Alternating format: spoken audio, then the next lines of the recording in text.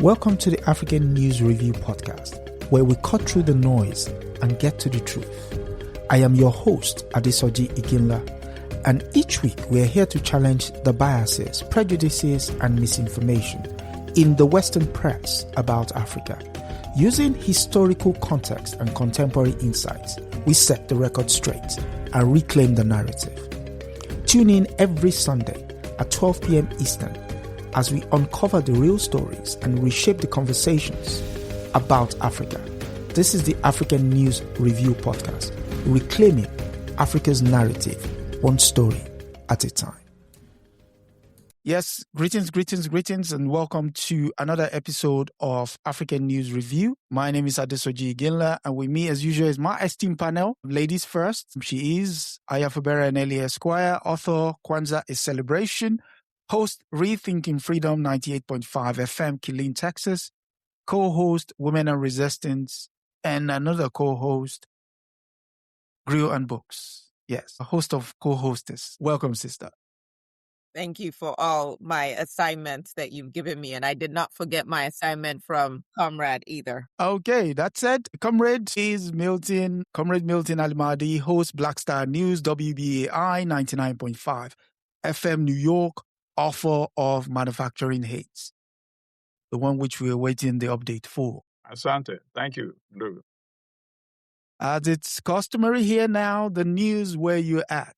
I mean, there is the news, but there is the news where you're at. So, sister first, what's the news in Texas? I think we're all going to be talking about the same news story because if you live in the world, it's all impacting us in different ways. Woke up, actually did not go to bed, hurt because that was the night going into the morning after the premiere of Haile Garima's latest film. But heard about the Trump regime and the Netanyahu regime.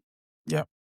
Choosing to bomb Iran and how that continues to reverberate on a very personal level. I have family in Dubai.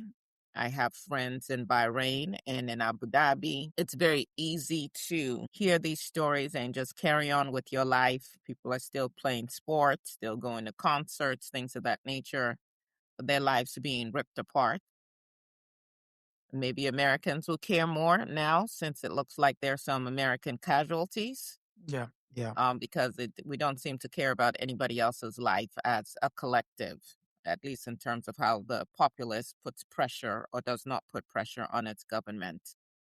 So I'll stop there for now. I will say this.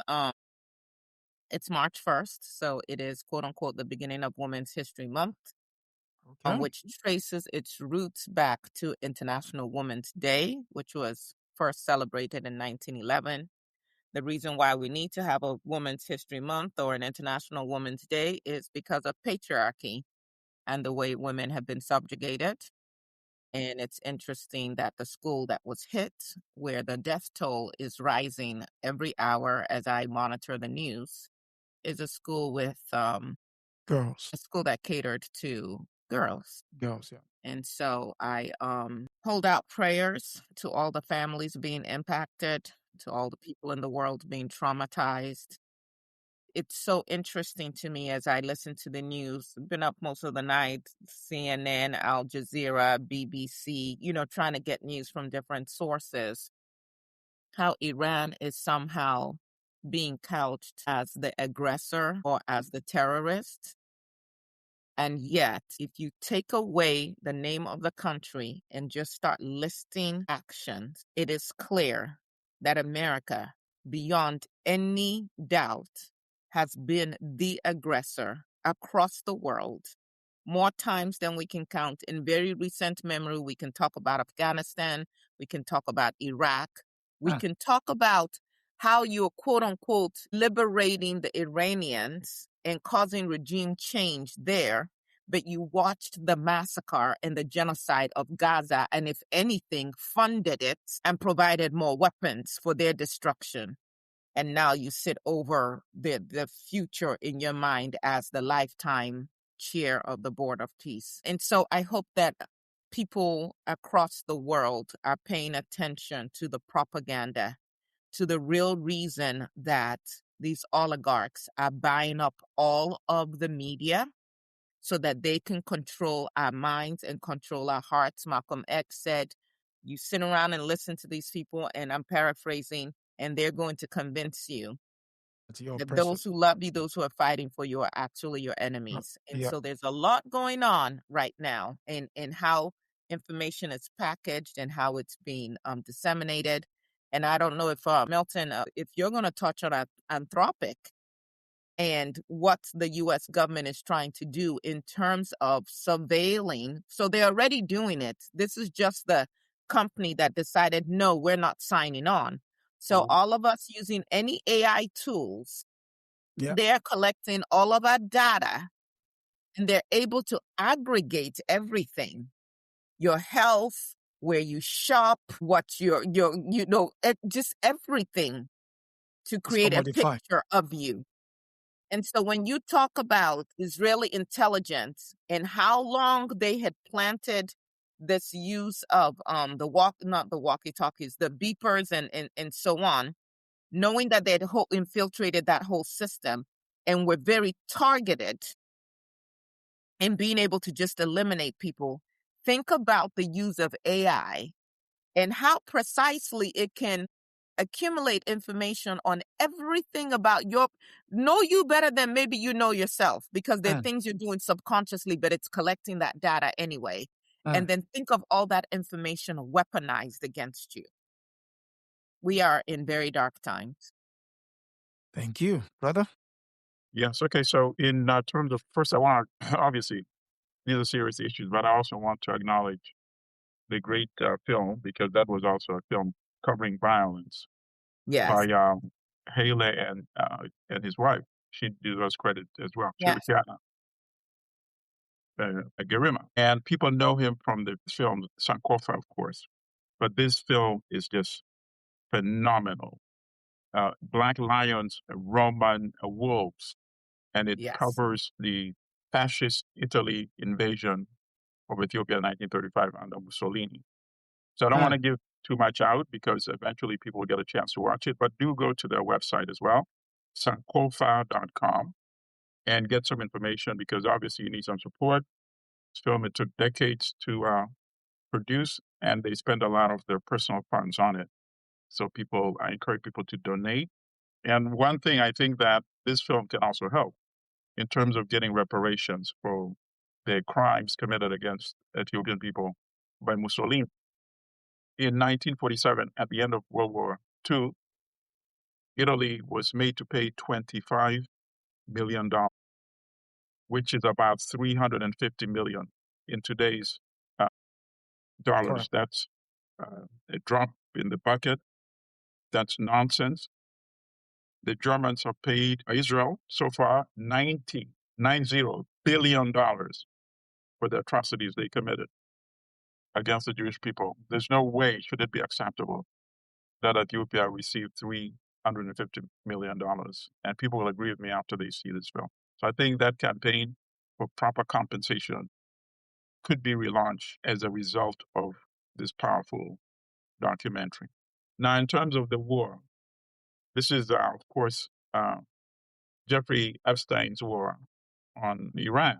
Without a doubt, this is just the big diversion from the Epstein files. Without a doubt, the diversion you had with Venezuela.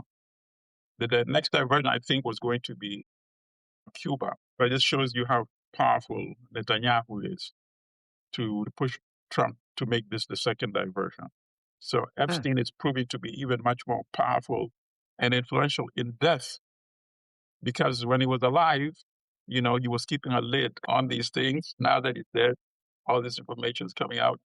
People in power, position of power, are panicking left and right. Okay? And that's what's going on. Now, here's the big problem with regime change. That's why I would be surprised if they do that. And I'll tell you why. I'm not saying they won't do it, but here are the consequences. If you regime change, you need somebody to protect the government. So even if you have a government in waiting already, once it is in place, do you expect the Iranian army to protect it? I don't know. Maybe they're so disaffected that, who knows?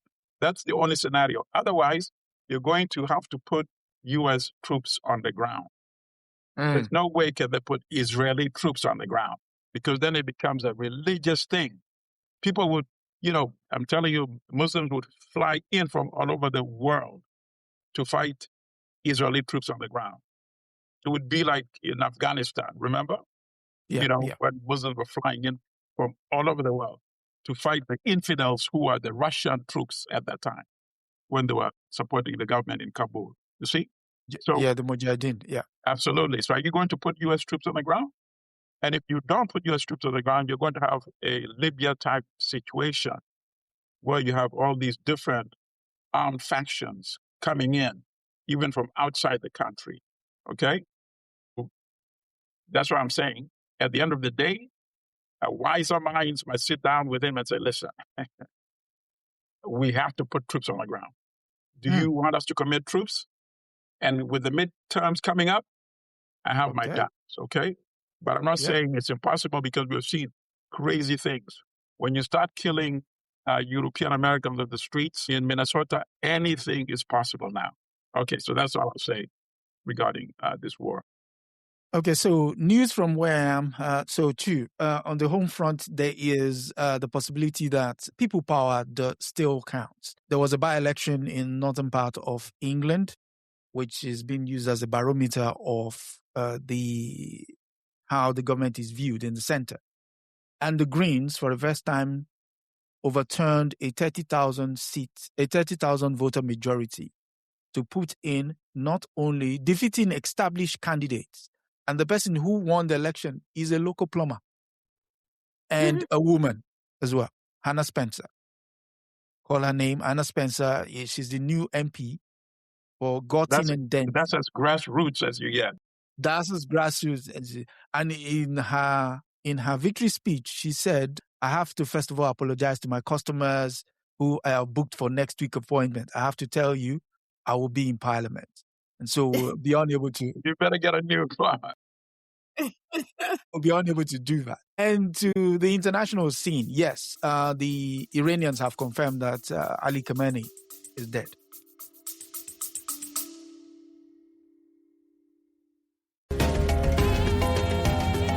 Just taking a quick break here on the African News Review podcast, but don't go anywhere.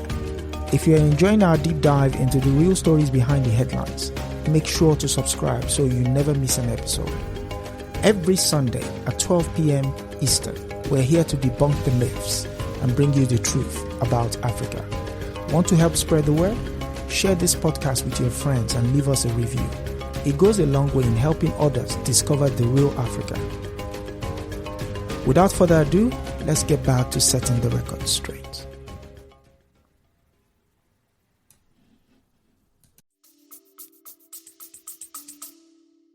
Okay, let me pause you there for a second.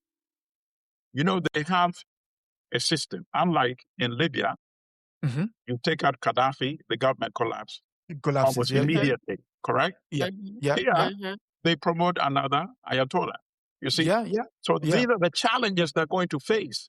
If they start just taking out one guy, everything was unraveled. Apparently that has not happened. You see? So go ahead, please.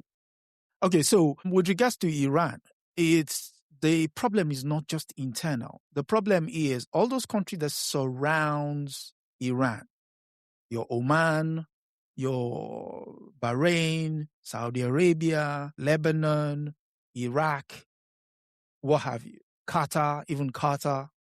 Here's the problem. Majority of them have a Shiite majority. And Shiites share affinity with Iran. So it's literally like you going to fight. Absolutely. That's a very good point. Back. That's a very good point. So when the Iranians said they have unleashed what they cannot control, effectively all those leaders are going to be toppled one way or the other. That is just looking at it from a geopolitical point of view. Now, to the final point of starting the problem. In 2012, one man got on TV, Fox News, and said President Obama would be pushed into going to war with Iran because he doesn't know how to negotiate. The art of the deal. And then he went on to say he will go into war against Iran because He's trying to deflect from things that are happening domestically. Yes. And guess who's doing the same thing? Right. And go on. No, but that's interesting you say that because it confirms two things. Number one, it confirms the power of the Epstein files, and it also confirms the power of Israel in terms of controlling the domestic agenda in the U.S. and foreign agenda. And I think at the end of the day, Netanyahu is going to go down as the prime minister who brought the most destruction to Israel. When you have such a low public opinion in the United States, totally eroding the support that Israel had, that was automatic, at least publicly. Forget the government. Politicians are corrupt. But, when the people who elect the politicians, you lose them, it means they're going to elect different type politicians in the future. Correct. And that can never be undone. Correct. And you saw the Nordic countries have finally said if Netanyahu comes into their airspace, they're going to arrest him. Yeah. Excellent. Finally. Excellent. Yeah. Fine. And I must also add, they were negotiating with Iran in Oman. Of course. But that was not their true purpose, No, the point there's a point I wanted to make. They were negotiating with Iran on Thursday. The facilitator, Oman, came out on Friday saying they've reached a tentative agreement. See, I've not even heard that, you see? Yeah, that they've reached a tentative agreement, only for us to wake up Saturday morning and the fireworks have started. I'll tell you what might have happened. I didn't hear that news, so thank you for sharing that. When that news was released, I'm almost positive, I'm just speculating, but I would not be surprised that Israel launched the attack and the U.S. had to join. That's probably what happened, and I think that is the news that's going to be revealed, Because once Israel launched, there's no way the United States can then hold back. I can see Netanyahu doing something like that, pulling the trigger and forcing the U.S. to commit. Here's the deeper issue for me, if you will, or the deeper lesson is there's really no negotiating with these people. You have to understand that they want you to not exist anymore, except as a pawn, as their puppet. I agree. And so whether it's the treaties from way back, with African kingdoms and entities signing treaties with these countries, or whether it's the Native Americans, the indigenous peoples here signing treaties with the United States of America, or whatever campaign promises this man has made. What did Trump come in on? I was going to stop the wars. The peace president. Then look at what he's doing. Now understand that there was a deal with Iran that Obama negotiated. Yep. JCPO. Trump came in and immediately tore it up because, this African was involved with it. Then remember last year, we were assured that the great strong man Trump had obliterated, his words, obliterated Iran's nuclear capabilities. Amazing. Iran in less than a year, just a few months, boom, they're back in. So, which one was it? Did you lie then, or are you lying now? What is it?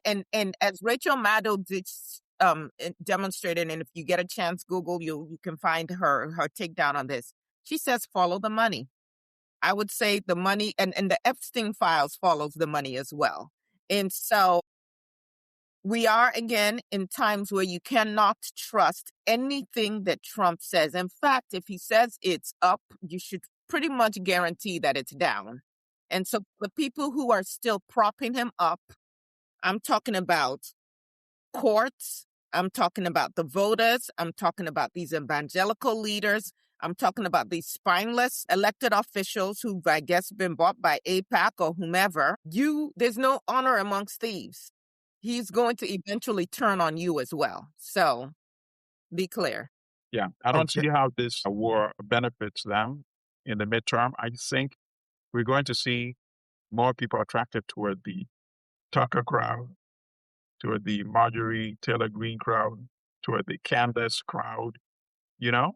I think it might actually have the opposite effect, especially if they escalate it to putting U.S. troops on the ground. Someone said when he's talking, he's lying. Okay. So 40 years ago on February 24th, a man also went abroad to help broker peace in the Vietnam War, only to be told he has no country to return to. And that person is Kwame Nkrumah.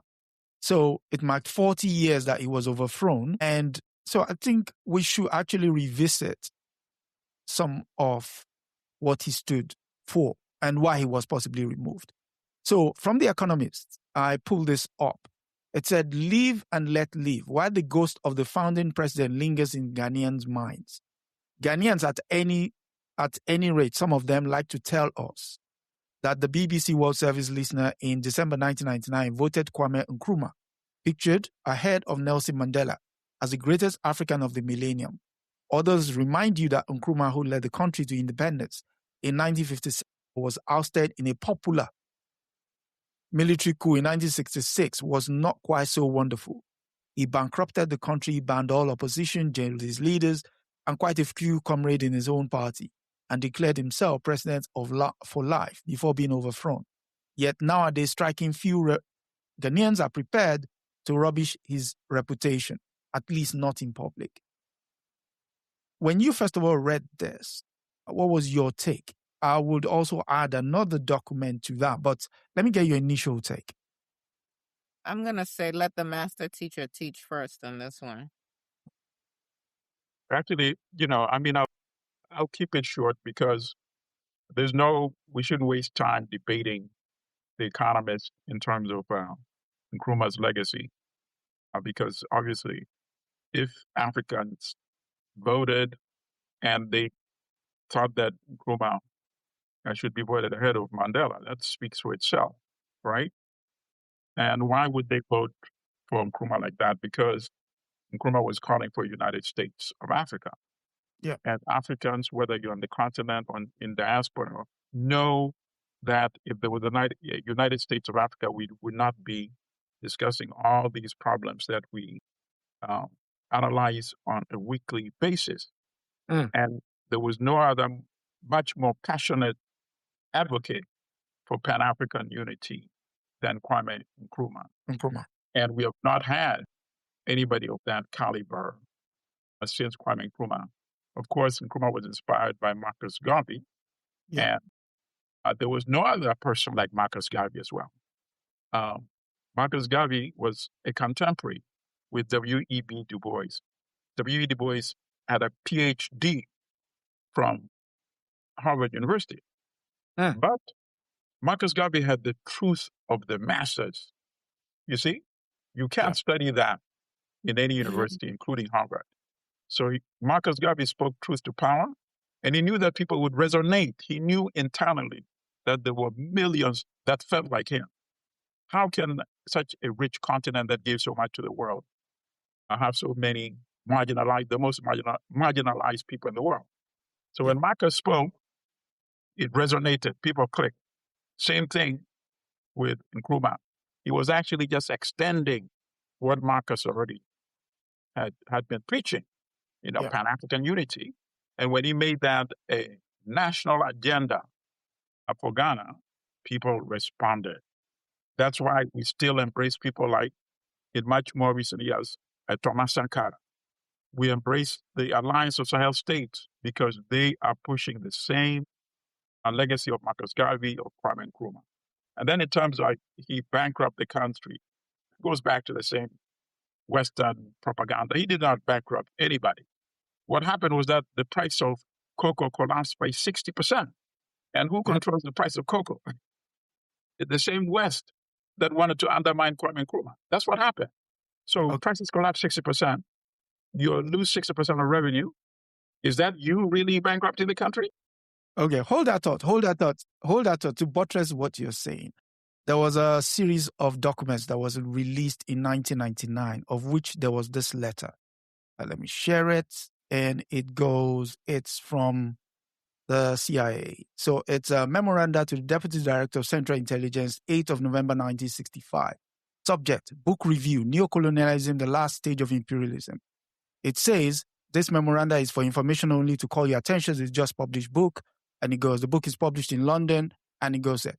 Then there is a part here. It says, where is it? Then a second. Here. Chapter 18. The mechanism of neocolonialism page is the one which has most caught the eye of the press and is of greatest interest to the CIA. Here, Nkrumah explains how the imperialist powers achieved their modern objectives, which they formerly achieved by naked colonialism.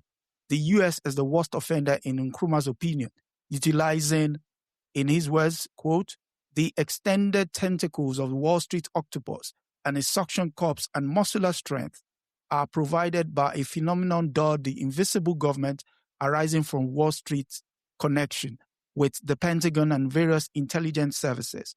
But there is one last bit here. I mean, it goes into it.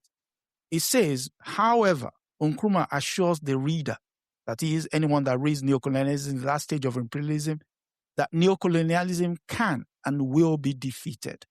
Copies of this book have been sent to DDI, Director of Defense Intelligence, as well as the CIA and the Central Intelligence Staff and the African Division and DDP for study and whatever action these components considered advisable. So we all know what happened thereafter. Go on. Let me add to that then. There are many much more explicit memos beyond this one, which I read as well. And obviously, we like informing our people. So research State Department historical archives. And then when you go there, research World Bank and Kwame Nkrumah. And you'll find a memo also addressed to the White House, I think from the Central Intelligence Agency, saying the World Bank had approved a sizable loan to finish the Akasombo Dam for the Volta River project. Yeah. And the memo suggested that the U.S. should intercede with the World Bank to delay disbursement of the money that was already been approved. And if they do that, there's going to be public disaffection against Kwame Nkrumah, and the police and the military would then be able to overthrow him very explicitly. And of course, a few months later, that's exactly what happened. What happened? Oh my God. Okay. Over to you. Total agreement with everything that you all have shared. And then I just want to add some additional things. First of all, who did the BBC poll? Because I just started with like, who's taking the poll and who did they poll? And what they say is irrelevant to me, as to who, like, I don't know that we have to rank order our leaders. Thank you. Okay, thank you. Actually, that's what I should have said. Thank you for putting that in perspective, sister. Because, they just always have us at each other. And this is not the Olympics. It's not, yeah. Okay, Excellent. So that's... I like that. Thank you. When you read these articles, how they can take some truths and then they obfuscate other stuff and then they distort other things and then other lies and they pull it all together. And so once you see one thing that does have a kernel of truth in it, you may then apply it to everything else. But if you break down that whole article and then it goes into Jerry Rawlins and so on and so forth, there's a lot that they're putting in there that is quite frankly misguided, in addition to, did he bankrupt the country and so on and so forth. I would say this, though. Going back and reading Kwame 2000 Seasons, The Eloquence of the Scribes, this has been a consistent theme for Kwame. This tendency, though, for our leaders, when we get a certain amount of power, to feel like we have to become authoritative to some extent in order to advance supposedly the needs of the people. And what this calls for is for us to do more investigating into what was the balance of power in pre-colonial Black Africa, and how were we able to have more stable states, but that had continuity and prolonged periods of peace without the will of the people being so disregarded, if you will. Okay. And so where there's some authoritative tendencies that were showing up with Kwame Nkrumah at certain points, yes. And then, of course, you look at someone like Museveni and you say, well, hey, once upon a time, you were this revolutionary for the people, and then you've swung all the way to this other end. And so what lessons can we learn from this as we continue to craft what we want Africa to look like in the future? And I think it behooves, some of you who are in graduate school now. The young folk, you get paid to go to school. There's some of us we're still studying, but we're also working outside it. Like to start doing this kind of research so that we can come up with alternative kinds of models for governance. Okay. Based on what used to work for us and not these models that we've inherited, which are certainly failing us on a daily basis. So as far as this goes, just wanted to add that to the already rich conversation that you all have had about Kwame Nkrumah and where he stands. And yes, if we had a United States of Africa, we would not be so easily bullied.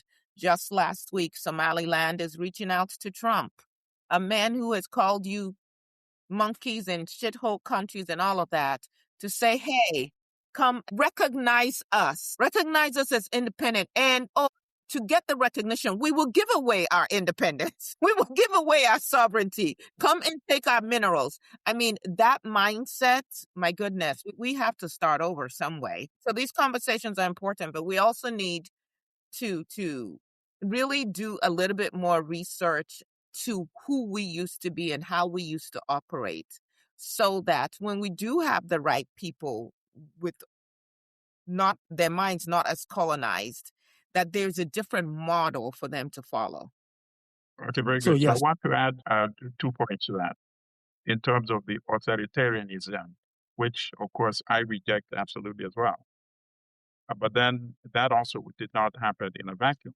Unfortunately, Africa was never given a chance. I saw what they did to Patrice Lumumba in the Congo. And it's amazing that even he survived for 6 more years after they overthrew Patrice Lumumba, 5 more years after they murdered him, Patrice Lumumba. And he himself survived more than 5 assassination attempts. So I'm not even justifying the authoritarianism. But at some point it became clear to him that that was the only way. They would not do to him what they did to Patrice Lumumba, which was very unfortunate, which goes back to the point that Congo was not given a chance and Ghana was not given a chance either to present an alternative vision and model for Africa. And then I agree with you, what you talk about in terms of effective governance systems. We don't have that even today in the 21st century as we speak on this show today. We have all these fake parliaments or senates or what have you, when in fact government existed in many African regions before some European countries existed. Exactly. So, if they're not applying the systems that we had to govern their countries, why are we applying their models to govern our countries? It's the most ridiculous thing. You know what? You know what's funny about this, and it's going to get to another article I know that we're going to cover. When I was in law school, I was a student in the College of Law, and I was also pursuing my master's in the Black Studies department. And I wanted to write my thesis on African customary law and juxtapose it with this American legal system. And you know what? All of the documents that I needed, the books that I needed, were at the School of Oriental and African Studies in England. Right. So even to study our own, study ourselves, to go back, because the people who have the memories, the archives in their heads, most of them are gone, although there's still quite a few of them living that we should be interviewing. If you're in a place where you can talk to your elders, talk to them, you might have to talk to them for 10 hours to distill a story that gets to something you're trying to get to. But it's important for us to get this information. But no, I had to find money to get a ticket, found some friends who live in England, so at least I could sleep on somebody's sofa, to be able to come to the School of Oriental and African Studies to access material about my own people. And of course, I could only do it for a short period of time. How many, articles, books can you read in that short period of time? So to do that research, I would have needed funding that I did not personally have. So it's interesting how these levers of power continue to control information that could help free us on so many levels. Okay. Speaking of control, I think the story you're alluding to is that Belgium Museum is caught in a row over, and the story comes from the Financial Times. It's that the Belgium Museum is caught in a row over troves of DR Congo's mineral records. Cobalt Metal and DR Congo are pushing a Brussels museum to release records that could help map valuable metals. Millions of records spanning Belgium's brutal rule in what is now the Democratic Republic of Congo are at the center of a dispute over who should control the data about Africa's largest copper producer.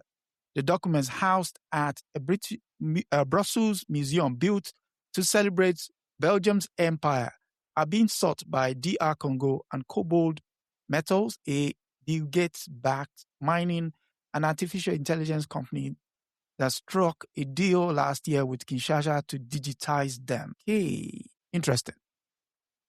Comrade. Okay, very good. What do you make? All right, this story actually is much bigger than what is reported here so far. So you know that we're talking only about Belgium, but it means that all the other Europeans who colonized in Africa and also looted the archives are faced with the same dilemma as well. Yep. They are also withholding and keeping these archives, withholding them from the African countries that supposedly are now independent.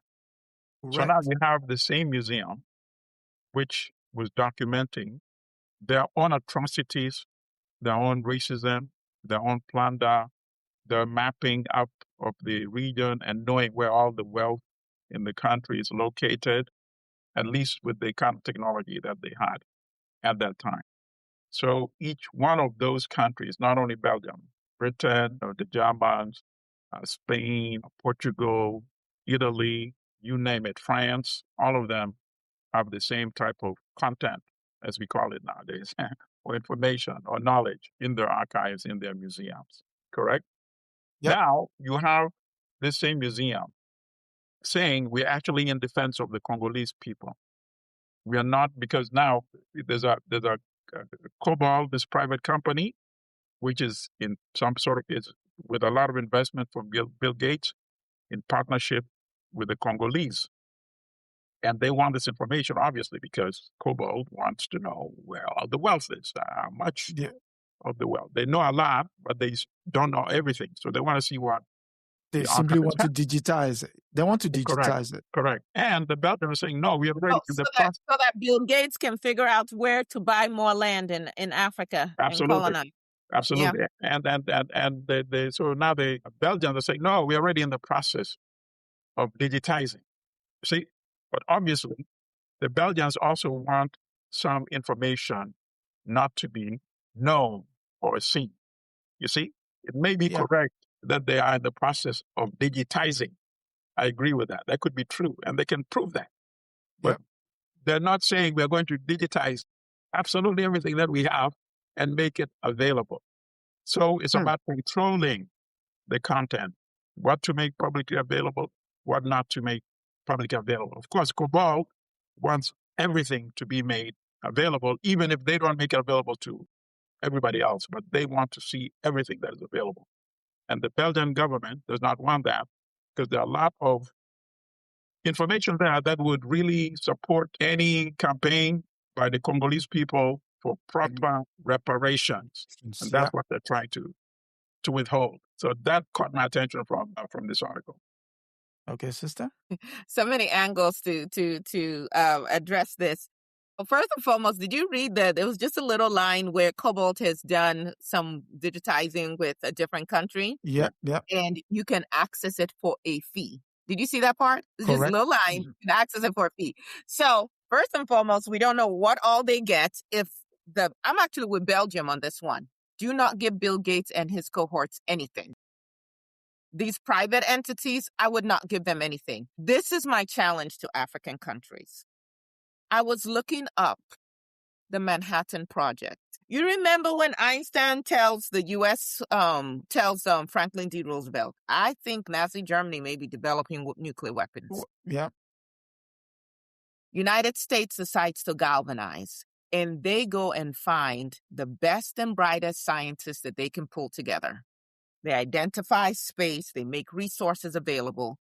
And in under 3 years, right?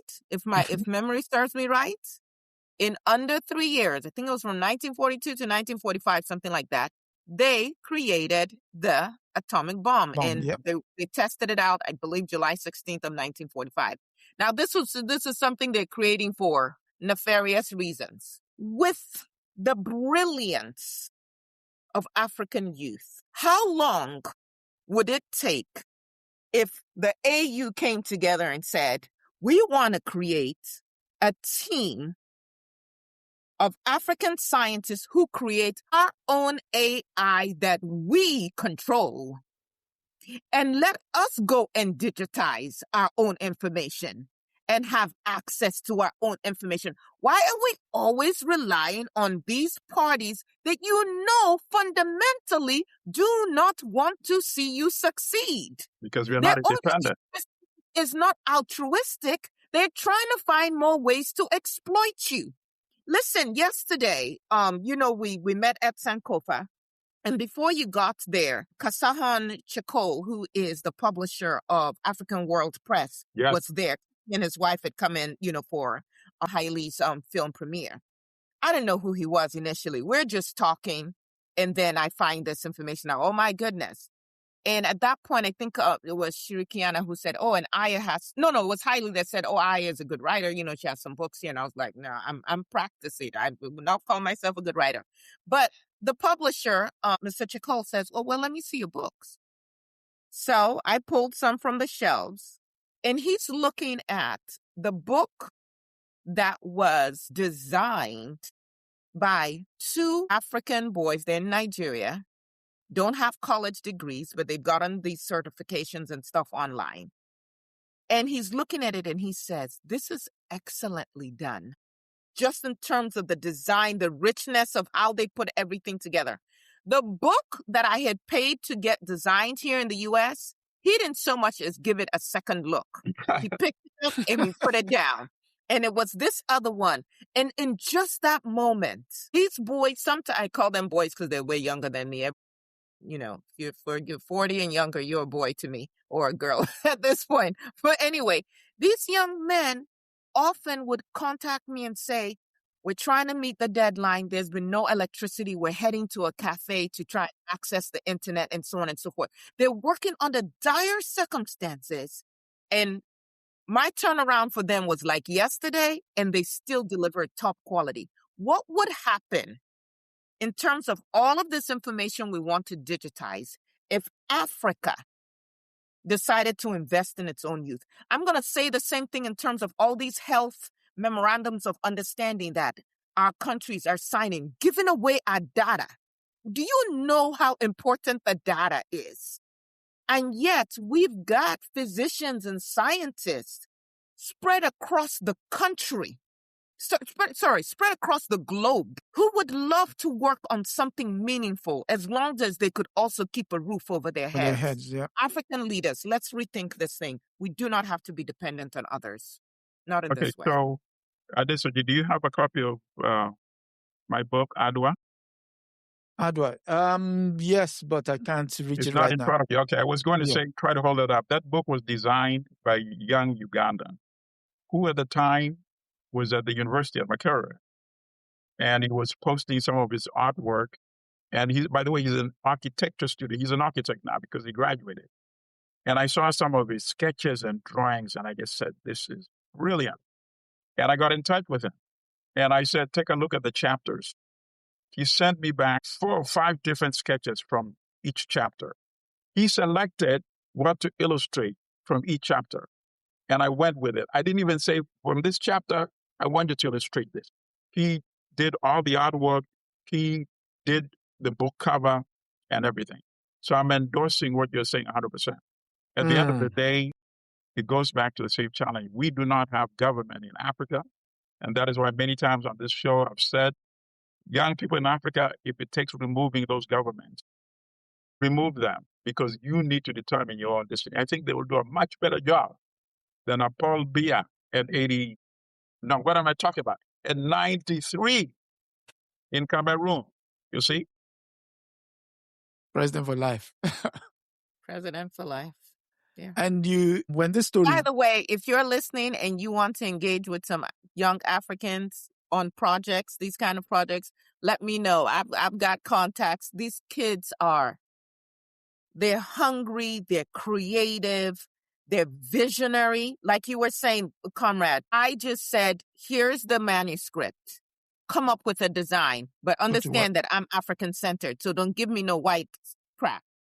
And I said, I want the outside of the book to look like it's real leather, but I don't want the cost of printing a leather-bound book. And the way these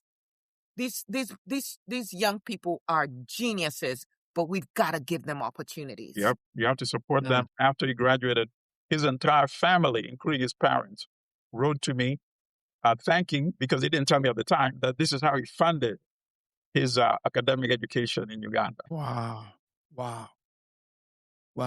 Yeah. When sister said they constantly want information about you, there was a book released early 1950s, and it was about the mapping that was done by UNESCO, which is this.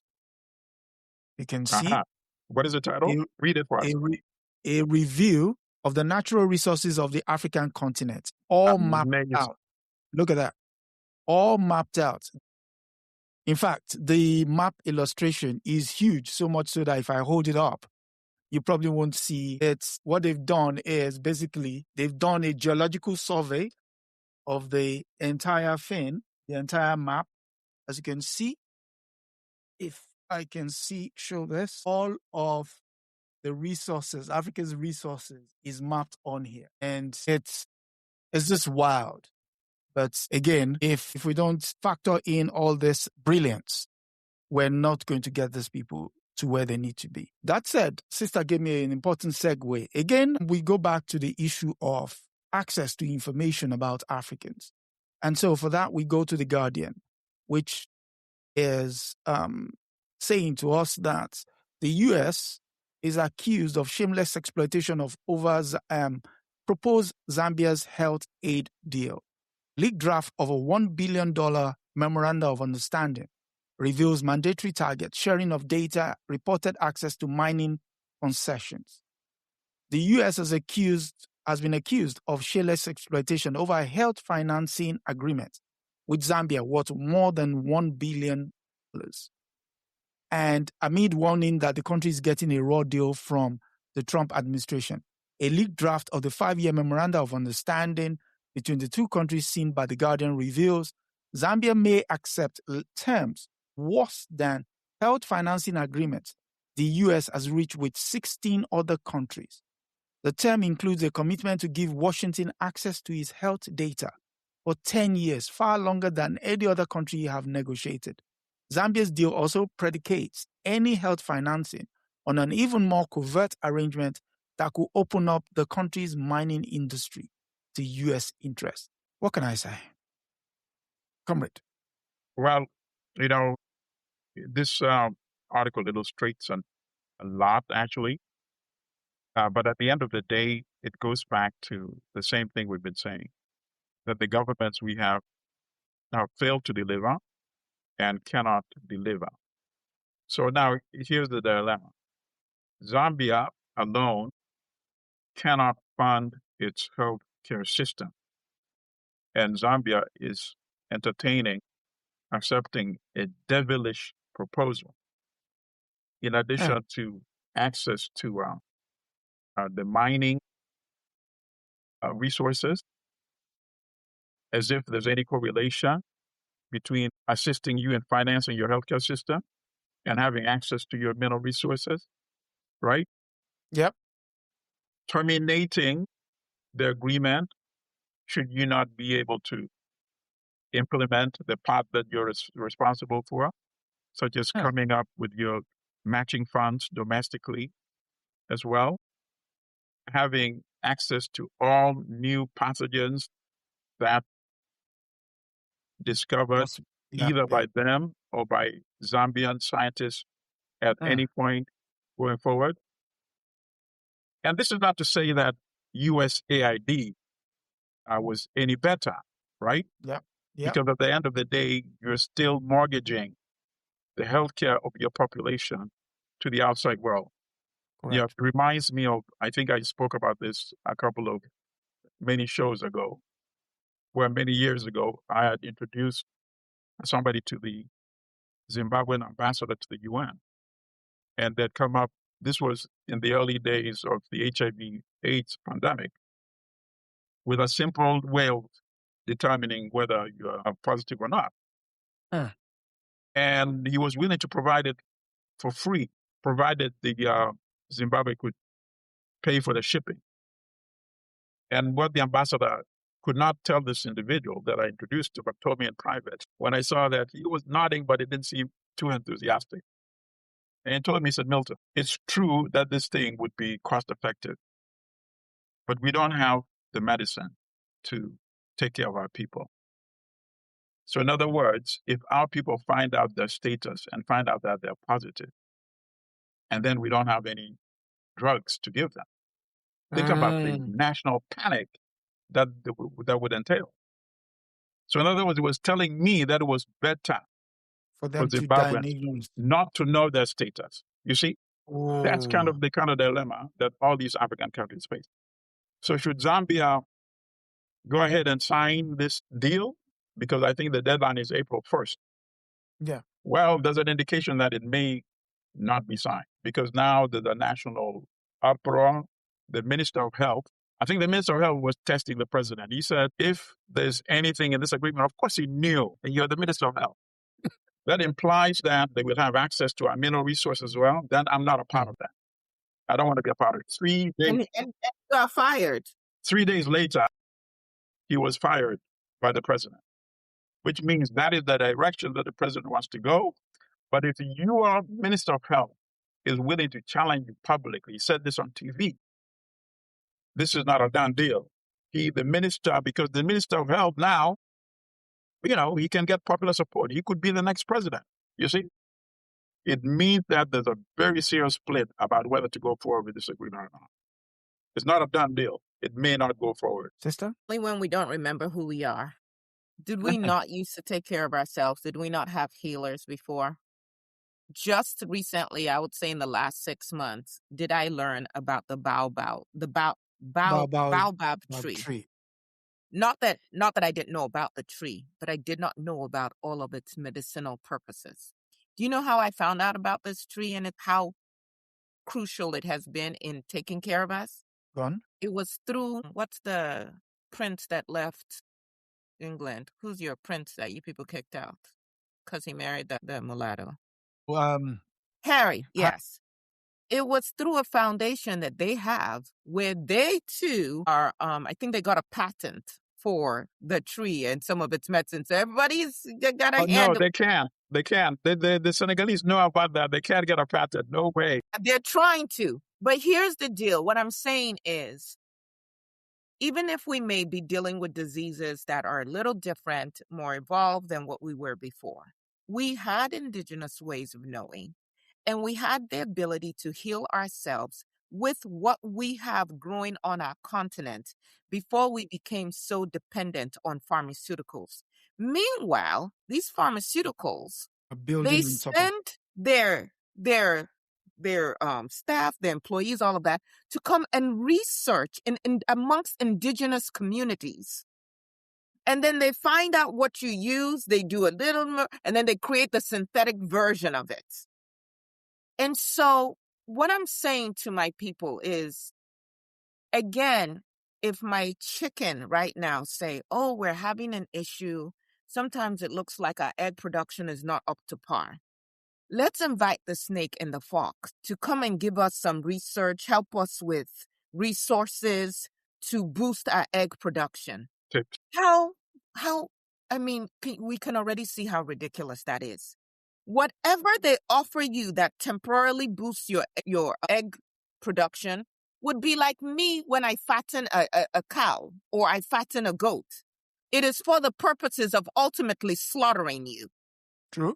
So I'm very concerned about these deals that we're signing, quite frankly, oftentimes being signed by people who do not have an understanding of what they are signing over, because we don't really let the most competent people be in these positions. And yet you're handing over data.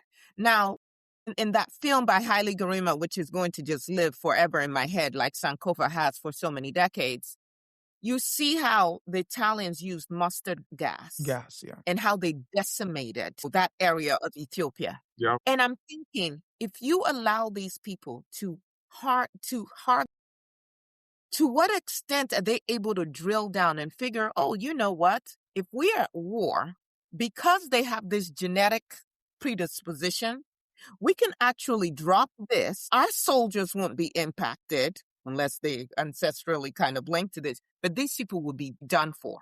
Or this is going to make sure that they can't have children anymore. Yeah. Going back to the Epstein files, these people were trying to research to figure out what makes the Jamaican sprinters as good as they are. They wanted to get menstrual blood from Nigerian women. Yep. They wanted to harvest eggs. There's so much more going on. African leaders, please stop signing these memorandums of understanding. No, don't pray to that. Going to look don't out pray for to African leaders. You have to remove them. Why are you praying to? Yeah, I guess you're absolutely right. You're absolutely right. But again, if we go back and harvest our own indigenous ways of knowing, when COVID hit, and my parents called to tell me they had both tested positive for COVID, I will never forget the moment I got that call. And at that point in America, in New York, they had refrigerated trucks for bodies. In the whole of River States where my parents lived, there was one ventilator, which had been set aside for the governor and those closest to the governor. Right. And so here's my father in his 80s, my mother in her late 70s. And I said, this cannot be a death sentence for them, because here in America, COVID was a death sentence for so many at the beginning. Mm. Do you know that my parents went back to indigenous medicine? They were never, but my mother got a slight cough. My father, besides that he tested positive, he had no symptoms. And today they are perfectly fine. They didn't lose sense of smell, taste, whatever, using indigenous medicine. People, Africans, we already have the knowledge. We originated all of this knowledge. Let's go back to what we know. Right. Okay, so Adesoji, do you have handy right in front of you how Europe underdeveloped Africa? How Europe underdeveloped Africa? Let me see. Oh, it's right behind me, actually. Okay, no problem. So people, I recommend you go back, because in that book, we normally focus on the economic exploitation of the Europeans and how they built their wealth. But there's a chapter that Rodney actually devotes to indigenous, original African medicines, African herbs, and how young Africans used to go through apprenticeship to know which branch, which tree, which plant cures what and what and what. You see? So it takes an African brother coming from Guyana to see the value of this even much more than African researchers and African academics, you see? So we have this knowledge. We've had this knowledge. But as Rodney pointed out in the book, this was not part of the curriculum in the African education system. And of course, he was advocating that this should become part of the curriculum. The book was written in 1972. Up to date, it's still not part of the curriculum because it's not endorsed by Europeans who, as you rightly point out, actually go to get the ingredients for their pharmaceutical products from African countries. Mm. Yeah. Wow. Yeah. Wow. And so for everyone listening, you've been, following the knowledge being poured into us by Comrade Milton. Does this, he's been doing this for years, and long may he continue to do that. Sometimes we don't know how blessed we are to have him in our, Oh, we are? in our midst. If this is your first time here, don't forget to like, share. Most importantly, subscribe. We're trying to get the numbers up. And my thanks to June Higgins for a very good gift. Thank you. This helps to continue to bring the message.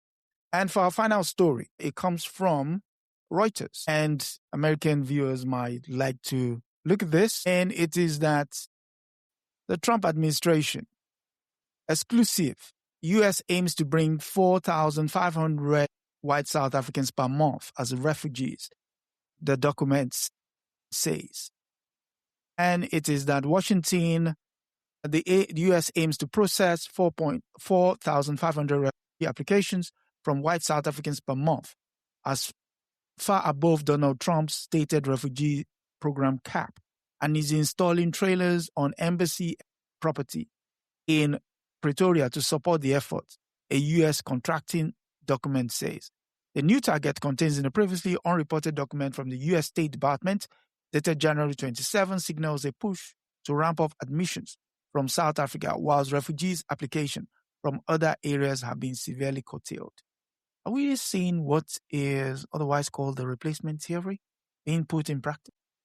I'll go first in this one, Comrade, because you will give you more. No problem.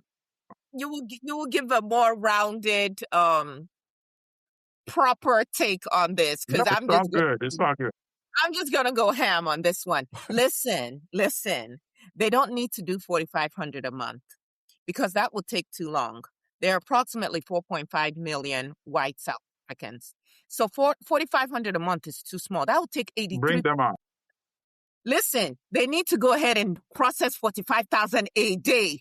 Listen, get them out. And here's what I'm going to say to the South African government. Okay.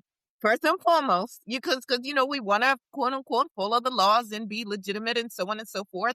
So what you're going to do is you're going to make it a civil offense to file any false persecution claims against South Africa. If you cannot prove it in a South African court, we can find you guilty and you will have to pay a fine. By the way, all of your fines have to be paid before you can leave the country. Okay? You're paying for liability you're paying for your liability for reputational harm to the Republic. And you're also paying for it because there are going to be penalties for submitting fabricated evidence abroad.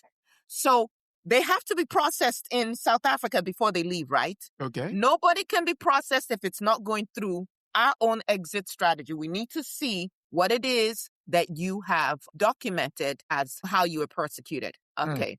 You must settle all of your tax debts. You must disclose any capital transfers, and there are going to be special taxes on excessive capital transfers. You're not going to just take all this apartheid money and move it out.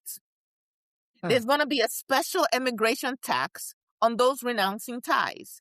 And when you go, don't come back. Do not come back. All right? They're going to probably need to look at restructuring the dual citizenship requirements. If you left the country claiming false persecution and you get asylum, whatever, citizenship somewhere else, you forever lose the one here. Right. Okay? Let's just be clear about that. So what I'm saying, and then I'm not being funny, although trying to inject some humor. First and foremost, like we talked about before, I don't even know why the South African government allowed the U.S. ambassador onto their soil of their country, because he's a traitor to their government. He should never have been allowed to come in. But secondly, if this is the game that the U.S. wants to play, we have already discussed that these are false claims. Yeah. Then put some teeth into it. You can go. Actually, we welcome you to go, but we are keeping our resources. We're going to extract as much of our money back from you, and you can go empty-handed. And as for America, please, not 4,500 a month, 45,000 a day so that they can leave sooner. And for the rest of us who are not aware of this is not new.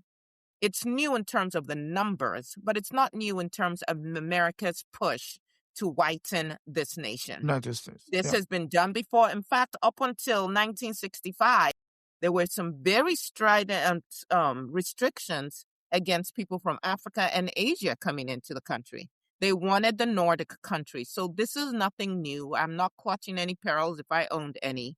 But I would say expedite it. All of you. And Kenya, listen, Trump, when you're done with South Africa, go to Kenya, go to Zimbabwe, go to all of these places, and please initiate the mass exodus of these white traders from Africa. And just before Comrade goes, you mentioned that they've done this before.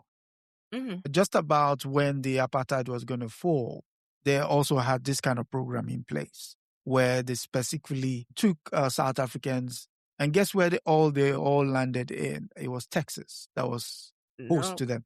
The book by Gerald Horne, Gerald Horne. White Supremacists Confronted. He talks about it in great detail in that. So, yeah, comrade, over to you. The sister took all my points, so there's nothing to add. Good. No, because when you say it, you give us more depth. No, I listed everything that you said. My number one thing was you automatically renounce citizenship. You can't have your cake and eat it too. You can't say, let me go and test the waters in the U.S. because you said you're leaving because you're a victim of genocidal prosecution. So automatically, you should lose your citizenship. So that was my number one point. You know, you can't say, let me see if I don't like it in the U.S., I'm going to come back to the property I left back in South Africa. Right? So I started with that. The only point that I also had that you didn't mention was that it just proves you the racism of these organizations in this country that are supposedly protecting the rights of white people. You're protecting the rights of white people only from so-called black loafers. You're allowing Europeans to be brought from the African continent to take away white jobs. Think about that, right? Why aren't you up in arms and opposing this? Think about that. That's the only other point that I have that you didn't mention. But in terms of renouncing citizenship, automatic. In terms of paying an exit fee, without a doubt. And right now, in many African countries, people that apply for U.S. visa, they deposit a substantial amount of money. Yes. And if they don't get the visa, the money is not refunded. Non-refundable, yeah. Think about that. Yeah. So that's all I had to add. By the way, the white people here in America who think that they want these white South Africans here, you guys are going to find out just how lazy they are. Because one of the reasons why people love to work in Africa, these expatriates, is because you can be nothing in Western Europe and in America and all of that as a white person. Mm-hmm. Come to Africa and live as a king or a queen. Absolutely. You have unlimited labor. They're literally picking up your feet. I'm not exaggerating. Picking up your feet, sweeping under your feet, and putting your foot back down. So come back to the United States where you've got to battle and fight for everything, and know you don't have access to that kind of free labor. Yeah. That cheap labor. Non-GMO food in the market. GMO, you have to raise your own children because they still literally have mammies in South Africa taking care of their kids. Come to the U.S. Come on. I think you're going to see that number, and maybe that's why they should actually. You should renounce your South African citizenship automatically. But the problem is, if the South Africans put that as condition, they won't be leaving, you see.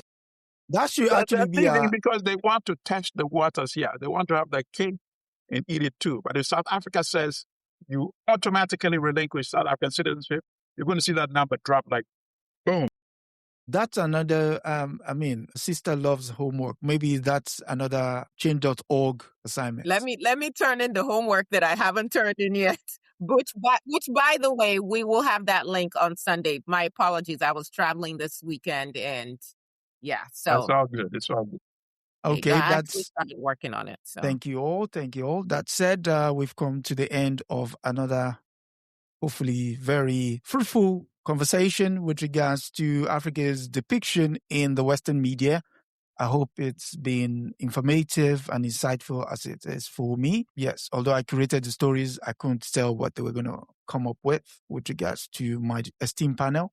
And to both of them, I must say thank you to the guests, listeners, to June. Thank you very much again. And any final thoughts from Comrade, from my sister? I'm still on cloud 9 because I got to meet Comrade in person yesterday. I know you guys can't believe it. We've been on these airways, but I finally got to meet him in person in the yesterday. In the African way. Between that film, oh my goodness. The performances after the film, Hailey and Shirikiana, you guys outdid yourselves. And meeting Comrade Milton Allimadi, my weekend was just absolutely wonderful. And please go to sankofa.com. You'll see the Film Institute. and you can donate. They need about $250,000. And Black folk, we can do that if we choose Yep. to. We can. Yep. Yeah. We can, because that footage, we just saw one part of it. There are 5 parts. The power of his storytelling, the information that we don't have, the way these colonizers document their own atrocities. Yeah. I think if we saw that information, we would be very careful about making any deals with them. So please go and support. And it's also our story. It's our not, story. It is our story. So that said, thank you all for coming through. Yes, in the course of the week, we are going to be looking at Yala Mboj, and that's on Women and Resistance, 7 p.m. Eastern Standard Time. And so until next week when we come Someone again. says in the chat, Happy Ramadan. Yeah, Happy Ramadan. Yeah. So that said, thank you very much and God bless. That's a wrap for this week on the African News Review Podcast. We hope you are leaving with a clearer, more truthful picture of Africa. Remember, every story has another side, and we're here to uncover it. Don't forget to join us next Sunday at 12 p.m. Eastern as we continue to challenge the narratives and reclaim Africa's voice. If you've enjoyed the show, be sure to subscribe, share, and leave us a review. Until next time, keep questioning, keep learning, and keep seeing Africa for what it truly is.